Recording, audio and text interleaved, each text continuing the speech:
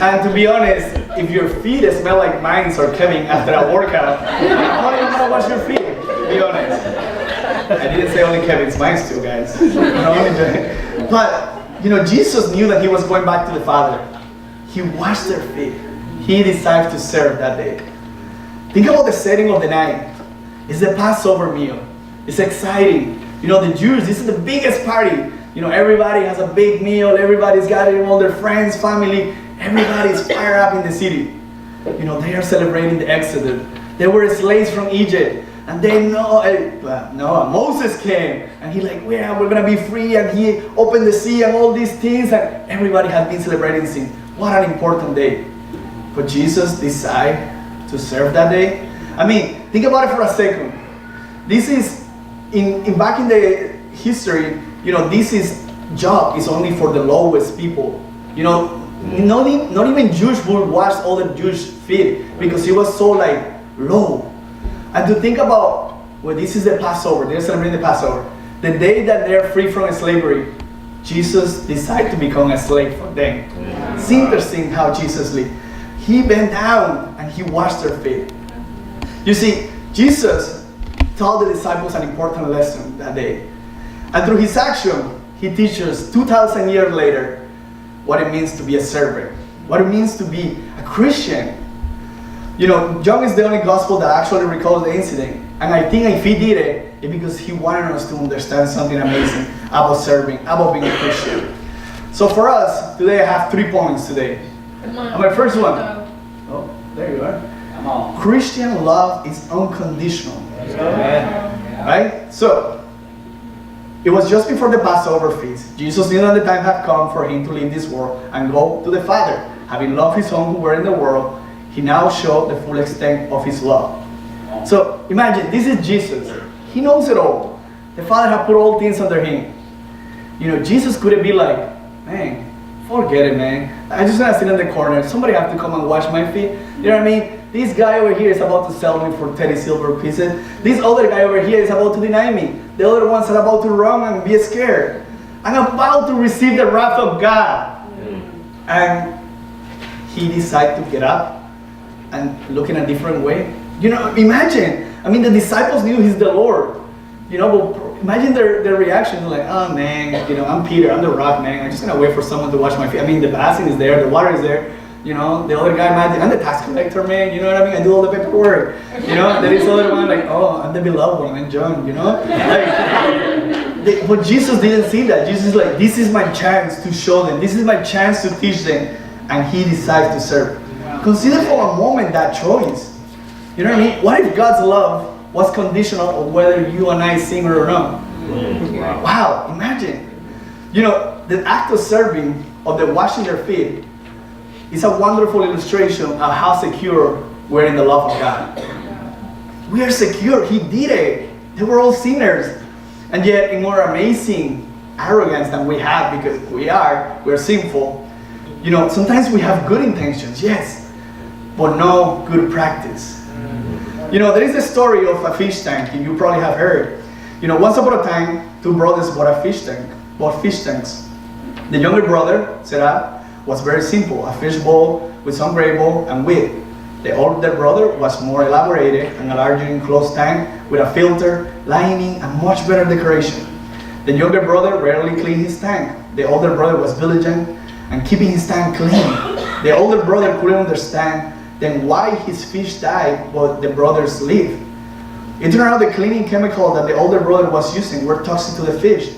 Whenever he cleaned his tank, tiny traces of chemical remained. But these were enough to keep the fish dead. So, you see, we need to think about this for a second. We need to match good intention with good practice. And that's something that sometimes we can lack on it, right? Are you guys with me? Yeah. All right, second point. God's love is unconditional. The evening meal was being served, and the devil had already prompted Judas Iscariot, son of Simon, to betray Jesus. You see, our society tells us now, you scratch my back, I will scratch yours. Yet we see that Jesus showed no that kind of action. Jesus showed, his feet are dirty too. He has been all day traveling. I know he probably He just did the, the Terry Silvers. He just got in his pocket. But yes, Jesus went and washed his feet. Think about it for a second. And you're probably, wait. It's Jesus. He knows all things. Jesus must have known that this guy had sold him. Yeah, for sure. As a matter of fact, yeah, he knows it very well. But Jesus doesn't care about that. In verse 11 it says, for he knew who was going to betray him. And that was why he said, no, everybody was clean. Jesus knew. Jesus knew the whole time who was going to betray him. He knew that he was going to stab him on the back. But then Jesus had said it before. Love your enemies. And pray for those who persecute you, that you might be sons of your Father in heaven. You see, Jesus draws the line. You want to be my children? Love everybody. Everybody.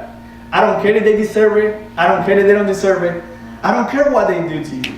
I don't care if that's the guy who bullied you at school. I don't care. You know what I mean? It's our neighbor who made fun of us when we invited to church. It's our co-workers when they see us reading our Bible. Yeah. Who is it? It doesn't matter. Yeah. We need to love everybody. And Jesus saw it in an amazing way, washing their feet. We need to have that kind of heart to love people. It doesn't matter what they do to us. We need to love. Now, there is a story back in Colombia. I'm from Colombia. Stories from Colombia too. Yeah. But there is a story back in the 90s. We used to have a lot of problems with gorillas. And there was a guy traveling, a young Christian man traveling in a bus. And the bus was packed, and he was going from one city to another. And then the gorillas stopped the bus. When they got out, they got everybody out. Nobody had money, so they started executing everybody.